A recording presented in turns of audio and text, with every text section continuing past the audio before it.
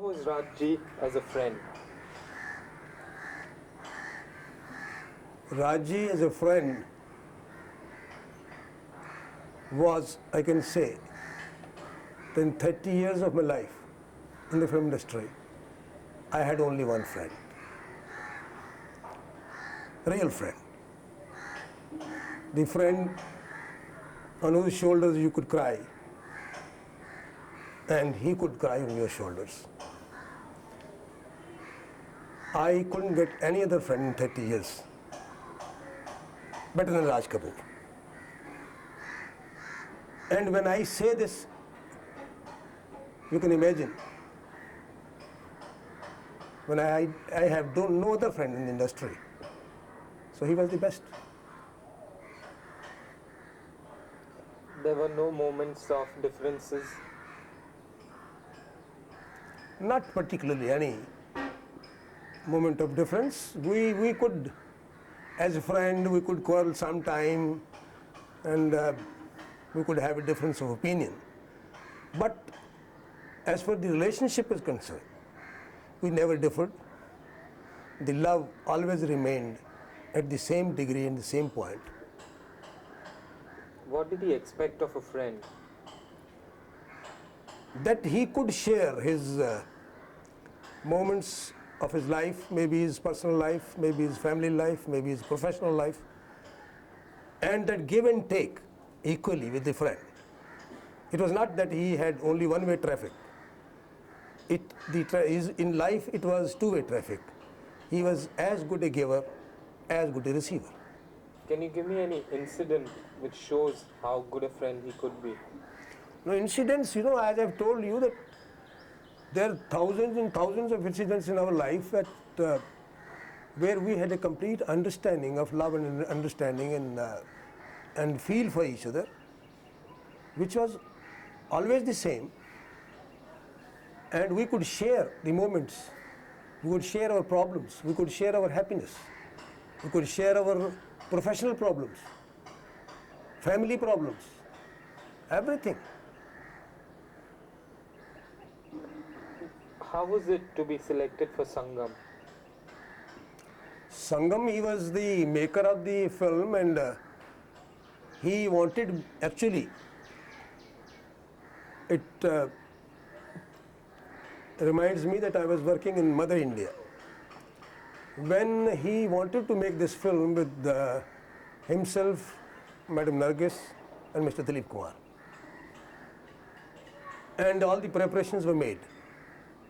I don't know what happened.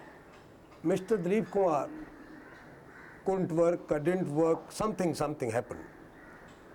And I was working with Madam Nargis in Mother India. It was Madam Nargis who gave me the news that when Mr. Dilip Kumar has opted out, Mr. Raj Kapoor wants to make the picture with me. But Nargis ji refused.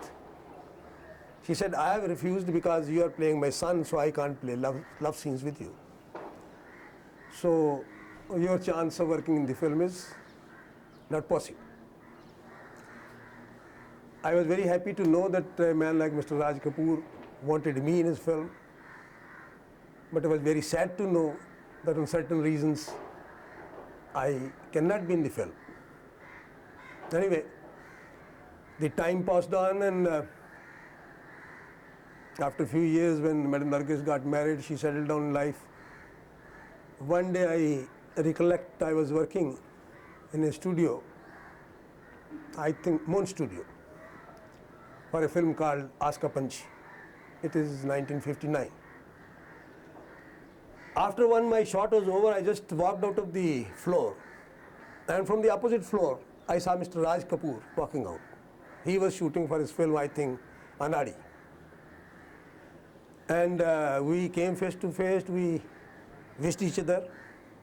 I remember he sat down on the bonnet of my car, and again he looked at me and smiled, and he said, should we make that film?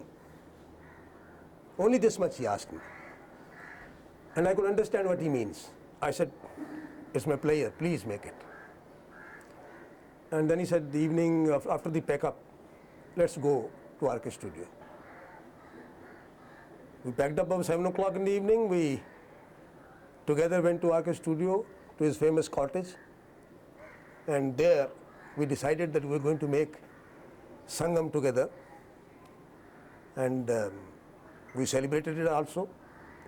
He gave the news to his wife on telephone. I gave the news to my wife on telephone, and we are all very happy, and that's how it started. How did you celebrate? Celebrate as friends. We had a good time. We had a couple of drinks together, and that's what it is. How would he be at the cottage? Would he get nostalgic? Would he go into memories? Was he a man who loved his past?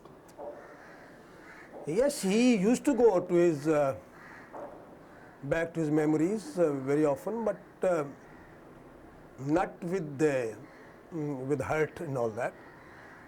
He was the person who lived every moment of his life and enjoyed it. He used to be sad for certain friends who have gone, who have left him. Even you have seen in his own interviews, he says, my friends, my companions have gone, and I am on the way. And today, we are very sorry that he also has gone. Did he cry very easily because he was very emotional? He was very emotional, but I don't say that he could cry very easily. But when he used to cry, he meant it. In Sangam, what did you think of your role, Gopal? It's not my thinking, it is the thinking of the people who saw the film and who appreciated it. Not here, all over the world. And I know it was a very pleasant joke between me and Raji. Wherever we used to go and people used to call my name first and shout my name first, and he used to say, look, everybody calls you, nobody calls my name. I said, the film is made by you, not by me. Was there ever a controversy about who should die in the film? Not at all, not at all. It was there in the script from the very beginning, from the day we started. But do you feel that you should have got the girl? No, I never felt. Never felt. The demand of the story, what is there in the picture, it was that, and he did it. He did it beautifully. Do you feel you should have got one more song or something? Not necessarily. Why? One more song would have not added anything more to my character.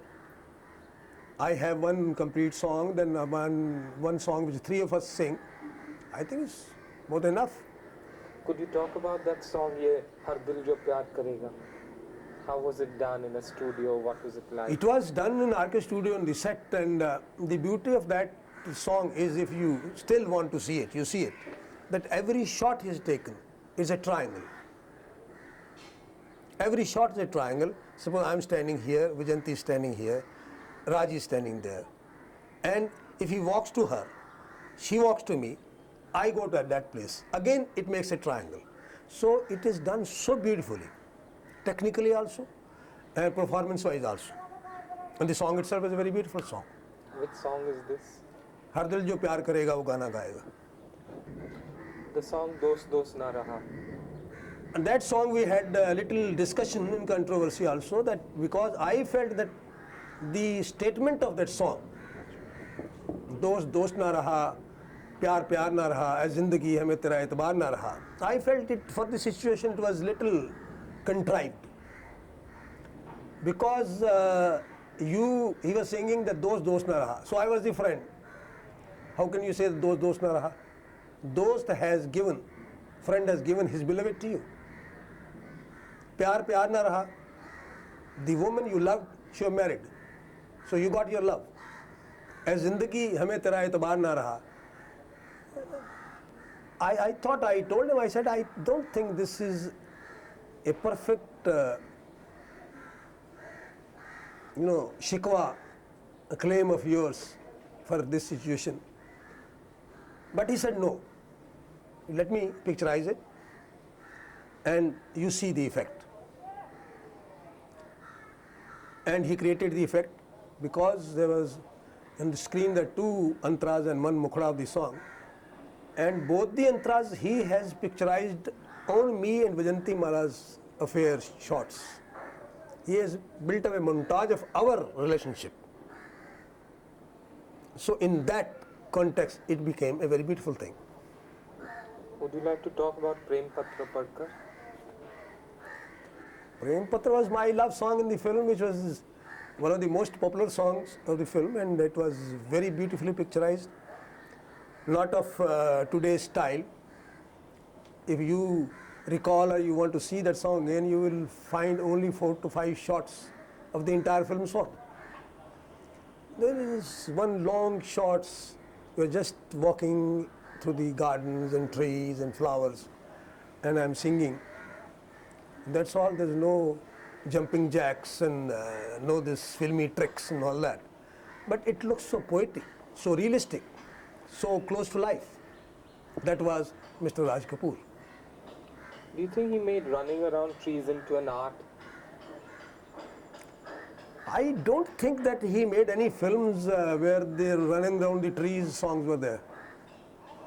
He never liked this kind of things. His movements were very natural, very near to life.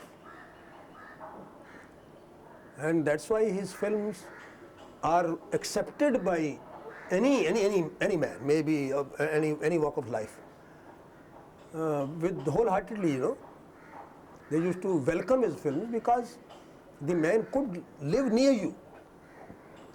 Did you go for the European shooting, Yeah. even though you weren't required? No, I was required. I was required for a week, but I was there for 12 weeks because he will not leave me. He said, no, don't go. I alone, I feel lost. So that is a friendship. So I remained with him all 12 weeks. What would you do after the shooting? Well, I used to go to the shooting every day with him, used to assist him, used to work with him in all the departments. If I'm acting, then I'm doing my job. Otherwise, I used to do other jobs. Maybe even carrying our batteries and camera and our sound machine. We all used to work, including Mr. Rajpur, we used to work like one unit, one family. And nobody had the complex of this that, oh, I'm a star, or he's a producer, or he's a director, and nothing like that. In Paris, would you go out? Yes, we used to go out every evening. We used to go out, all of us, the whole unit. We had a beautiful luxury bus which used to pick us up from the hotel in the morning to our locations, and then we come back, and then we all wash and change and dress up nicely and go to some clubs and restaurants and for nice food and nice time all together. Did the failure of Mera Naam Joker shatter him? Of course, it shattered him definitely because not only financially, emotionally, he used to be in love with this film, and he used to feel that I am making the best film of my career, which I think he made.